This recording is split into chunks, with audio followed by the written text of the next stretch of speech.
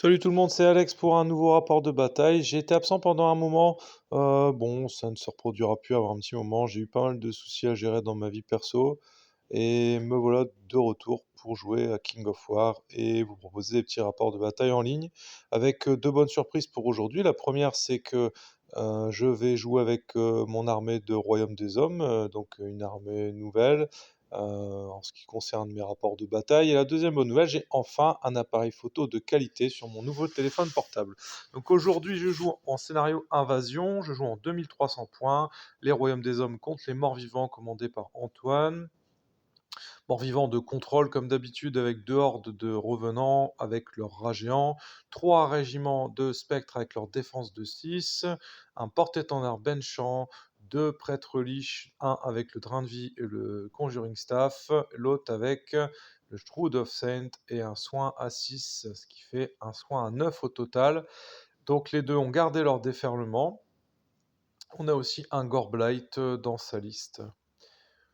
Voilà pour la liste d'Antoine. Ah oui, j'ai oublié l'essentiel, de hordes d'apparitions. Ils sont extrêmement puissantes. De mon côté, une armée Kingdom of Men axée sur de l'infanterie principalement et du tir. Donc j'ai trois régiments de piquiers, deux régiments de chevaliers, une horde d'arquebusiers, une horde d'albardiers, un régiment de corps de garde qui remplace son bouclier par des armes de main, un régiment de miliciens, une batterie de 3 canons, une batterie de 3 balistes, un porte-étendard avec le Benchant, un porte-étendard avec un souffle à 10, je ne sais plus comment s'appelle l'objet magique, un sorcier avec Benchant et foudre 3, et pour couronner le tout, un personnage nommé le capitaine qui me permet de redéployer un des trois unités avec sa règle maître tacticien et qui apporte un ralliement. Donc là on voit au niveau du déploiement, j'ai pas mal de monde sur table. Je fais une petite ruse, je mets mon régiment de chevaliers à gauche en sachant pertinemment que je vais le redéployer à droite. C'est une de mes premières pauses et du coup avec ça j'arrive à faire une petite diversion. Donc le flanc gauche, j'ai mis mes trois régiments de piquets pour défendre les trois balistes, les trois canons, ma horde d'arquebusiers. Le but du jeu avec ce flanc gauche, c'est d'empêcher Antoine de passer. Et sur mon flanc droit, je vais essayer de pousser, vu que c'est là où il y a le moins de résistance, pour essayer d'amener le maximum de puissance d'unité dans l'autre moitié de la table et ainsi remporter le scénario. Donc on voit au premier tour, je m'avance. Euh, avec mes chevaliers et mon infanterie. Je mets les miliciens en avant. De son côté, Antoine va prendre 6 blessures avec son Gorblight à cause de mes pièces d'artillerie. Les arquebusiers sont trop loin, ils ne peuvent pas tirer. Et j'avance avec mes piquiers, enfin c'est plus un redéploiement. Autour d'Antoine, les apparitions mordent à l'appât. Ils attaquent mon unité de miliciens. Alors là, moi je pense que c'est une erreur, mais bon, voilà quoi. Lui, il détruit l'unité de miliciens, et du coup, le tour suivant, je vais charger avec mes chevaliers sur ses apparitions, et je vais les prendre en une seule fois. J'avance avec mon infanterie, peut-être un peu de façon imprudente avec le corps de garde, on verra par la suite et je redéploie ma cavalerie suite au massacre des apparitions. Donc le corps de garde qui s'est trop avancé se fait charger par une horde de revenants qui a pris un déferlement. Les spectres chargent eux aussi les chevaliers de flanc grâce à un déferlement. Le reste de l'armée avance progressivement. Avec la règle Chambly, ils avancent pas très vite. Les chevaliers prennent 6 blessures, ils sont ébranlés, et le corps de garde est annihilé puisqu'il avait passé un benchant sur sa formation, sa horde de revenants. À mon tour, je charge avec les chevaliers et la horde d'albardiers sur le flanc, et le capitaine va essayer de retenir la horde de revenants qui est dans la forêt. Les chevaliers qui étaient ébranlés ont réussi leur test acharné et vont donc charger la liche pour pouvoir libérer le champ libre à l'autre unité de chevaliers. Les piquiers vont essayer de bloquer les spectres. La horde et les chevaliers ont massacré le régiment de spectres. La liche a survécu à la charge de mes chevaliers, notamment parce que j'ai fait un double 1. Les piquiers ont chargé les spectres tout à l'heure, mais n'ont fait aucune blessure. Et là, ici, on peut apercevoir les blessures qui commencent à s'accumuler, notamment la horde de revenants qui subit pas mal de tirs, et un régiment de revenants qui avait déjà été blessé au tour précédent. La horde d'apparition charge une unité de piquiers et les spectres contre-chargent.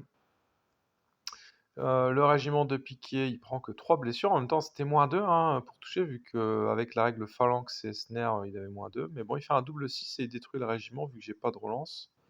De l'autre côté, les piqués ne prennent qu'une seule blessure. Les arquebusiers et toutes mes machines de guerre vont tirer sur la horde de revenants. Et mes chevaliers et mes halbardiers vont charger de front avec le capitaine, la horde de revenants, sachant que les chevaliers dévalent la colline et que je vais mettre un benchant sur ma horde de d'halbardiers. Le Gorblight est tout seul, vu que la horde de revenants s'est fait massacrer. Encore une horde de revenants qui se fait massacrer par ma charge combinée. Et de l'autre côté, les apparitions décident de ne pas charger le régiment de piquet qui est devant eux, et ils vont s'envoler pour charger une baliste. Les spectres de nouveau vont contrecharger. Et sur l'autre flanc, on a les spectres qui se positionnent sur le flanc pour bénéficier d'un déferlement sur mes chevaliers, et le régiment de revenants qui va charger de face mon régiment de chevaliers. Ça va occasionner un total de 8 blessures à mon régiment de chevaliers et l'ébranler, au grand désespoir d'Antoine, puisque comme on peut le voir, mon régiment de chevaliers va pas tarder à charger de flanc les spectres au prochain tour, de même que l'ordre d'Albardier va pouvoir charger les revenants sur le flanc. De l'autre côté, je ne l'ai pas expliqué, mais le Gorblight a été déferlé sur le flanc de mon régiment de piquet.